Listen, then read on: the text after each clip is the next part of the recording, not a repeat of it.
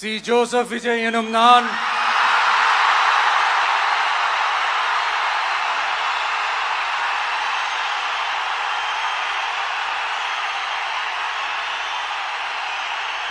சட்டப்படி அமைக்கப்பெற்ற இந்திய அரசியல் அமைப்பின்பால் உண்மையான நம்பிக்கையும் மாறா பற்றும் கொண்டிருப்பேன் என்றும் இந்திய நாட்டின் ஒப்பில்லாத முழு முதல் ஆட்சியையும் ஒருமையையும் நிலை நிறுத்துவேன் என்றும் தமிழ்நாட்டு அரசின் முதலமைச்சராக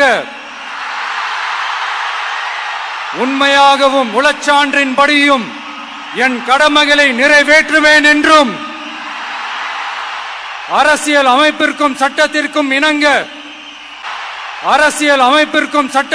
இணங்க அச்சமும் ஒருதலை சார்பும் இன்றி விருப்பு வெறுப்பை விலக்கி பலதரப்பட்ட மக்கள் அனைவருக்கும் நேர்மையானதை செய்வேன் என்றும் ஆண்டவன் மீது ஆணையிட்டு உறுதிமொழிகிறேன்.